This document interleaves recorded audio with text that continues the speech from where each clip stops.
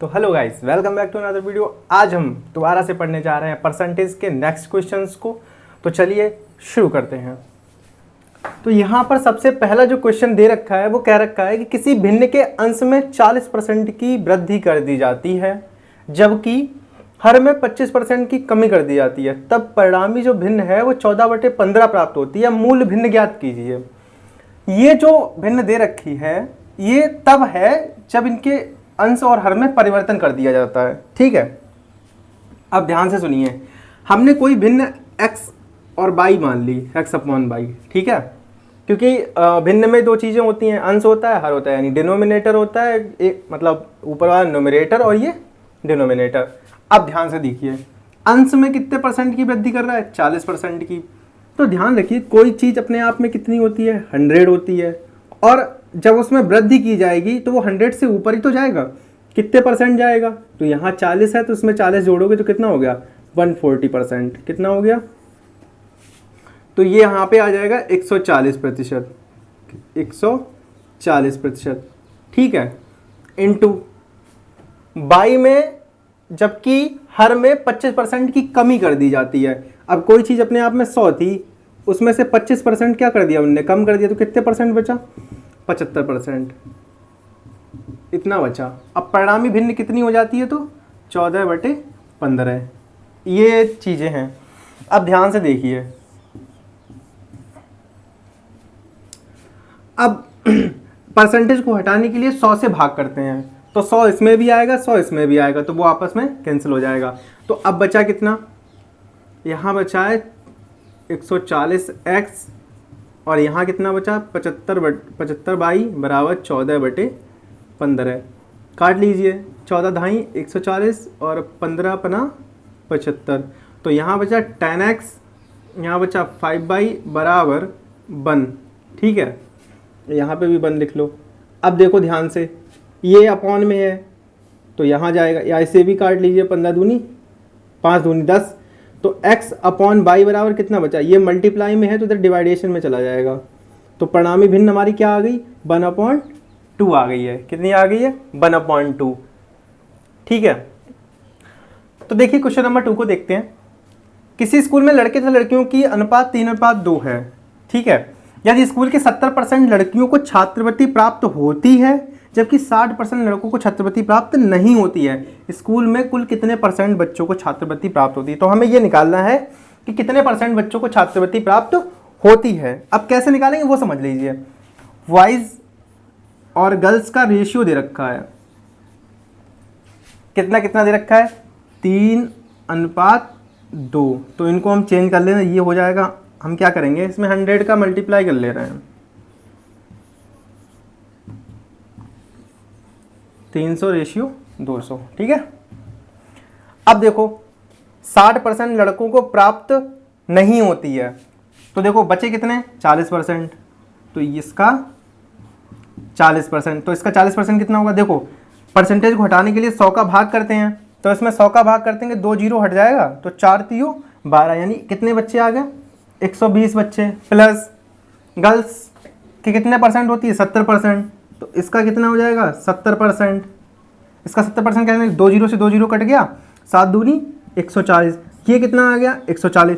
यानी total number of जिनको छात्रवृत्ति प्राप्त होती है तो कितने हो गए?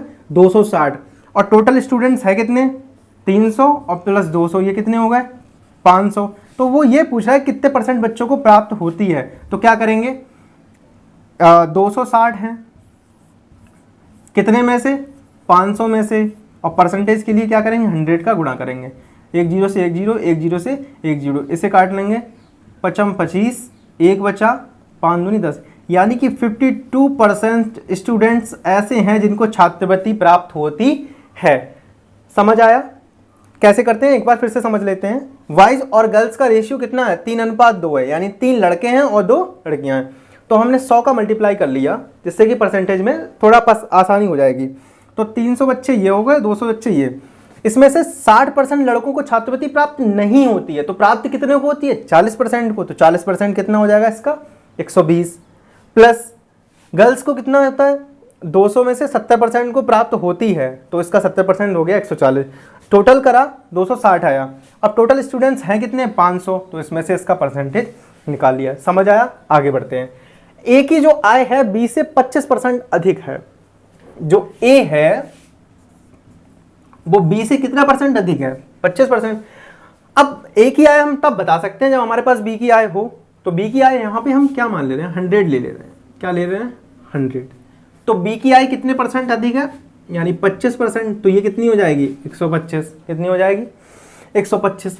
अब इन दोनों में रेशियो जो अंतर है यानी डिफरेंस कितने परसेंट का है, यानी 25 का अंतर है।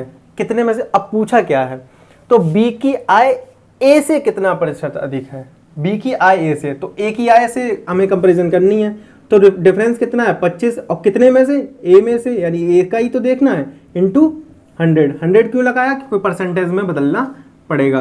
तो 25 पंजे 125 और इसे काट देंगे 5 दूनी 10, यानी ये कितने परसेंट कम है, 20% कम है। समझ आया? दोबारा समझ लेते हैं। ए और बी, ए की आय बी से 25% अधिक है। तो हमें जब बी की आय पता होगी तभी तो हम ए की आय बता सकते हैं। तो बी की आय हमने 100 मान ली, तो इसमें ए की आय कितनी हो जाएगी, 25% अधिक, यानी 125 हो जाएगी। अब ध्यान से समझिए, अब इन दोनों का जो डिफरेंस है वो 25 का है। कितने का अंतर है, 25 का। और 25 किस में से, ए में से, क्योंकि ए से ही आय पूछी है ना। समझ आया? आगे देखते हैं। पेट्रोल के मूल्य में 10% की कमी कर दी जाती है, तो खपत में कितने परसेंट की वृद्धि कर देनी चाहिए कि जिससे कि खर्च में कोई परिवर्तन ना हो। तो ध्यान से समझ लीजिए, यहां पर एक फॉर्मूला लगेगा, थोड़ा सा याद करने के लिए लिख लीजिए। प्रतिशत वृद्धि या कमी, जो भी प्रतिशत वृद्धि होगी या कमी होगी उसको हम ऊपर लिखेंगे। अपॉन में क्या होगा, 100 प्लस माइनस एक्स, यानी कि जो भी कमी या वृद्धि, अगर वृद्धि होगी तो प्लस, कमी होगी तो माइनस, इंटू 100। ये निकालने का तरीका हो, इसके खर्च में कोई परिवर्तन ना हो।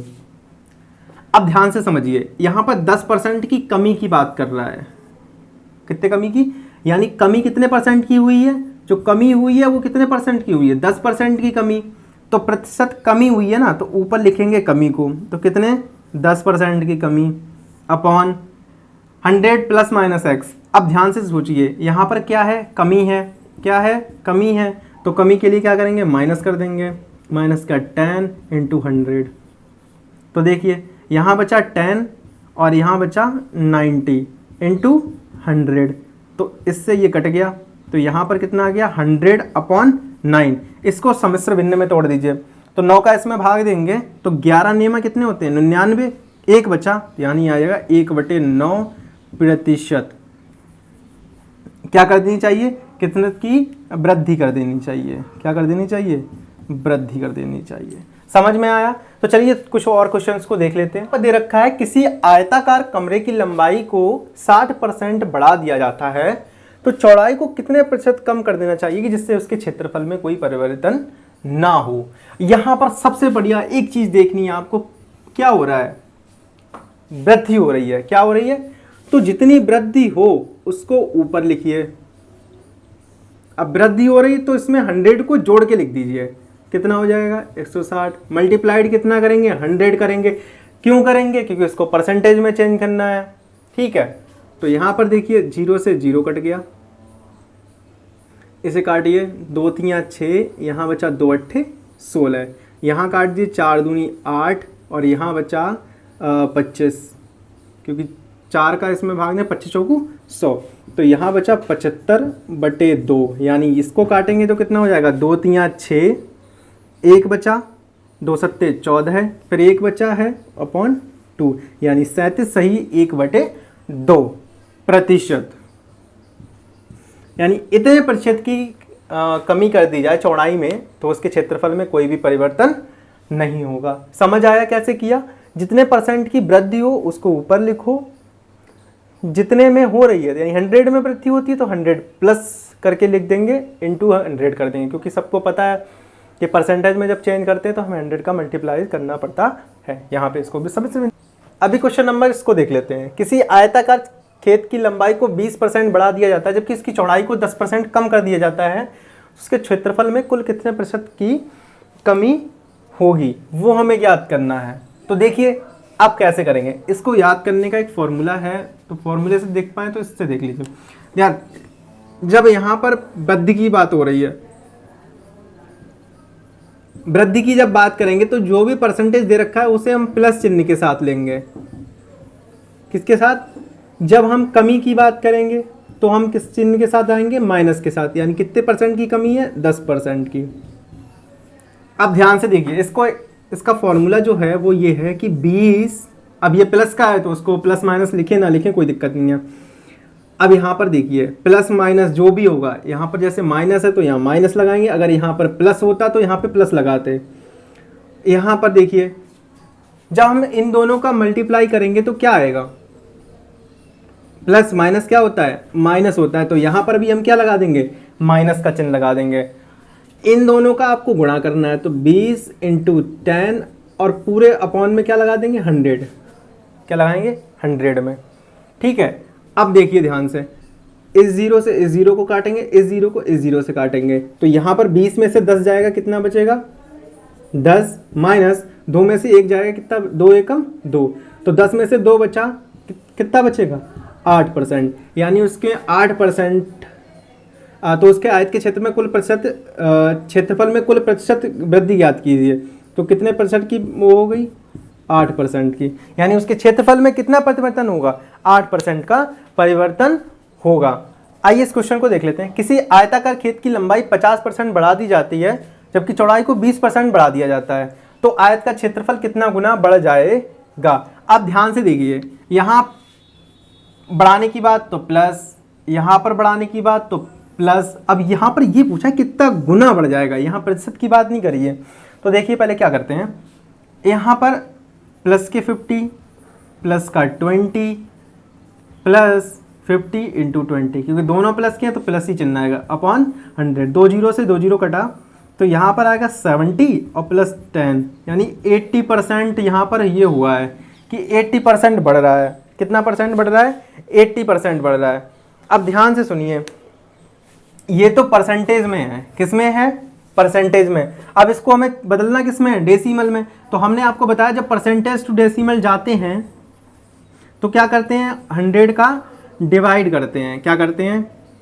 डिवाइड। तो यहाँ क्या करेंगे? 80/100। तो 0 से 0 कटा, 4 दूनी 8, 4 पंजे 2 चौकू 8 और 2 पंजे 10, यानी ये कितना हो जाएगा? 4/5 गुना। कितना हो जाएगा? 4/5 गुना क्षेत्रफल बढ़ जाएगा।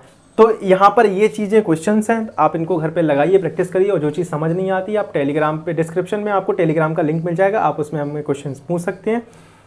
तब तक के लिए सेफ रहिए, सुरक्षित रहिए, मिलते हैं अगली वीडियो में। Thanks for watching.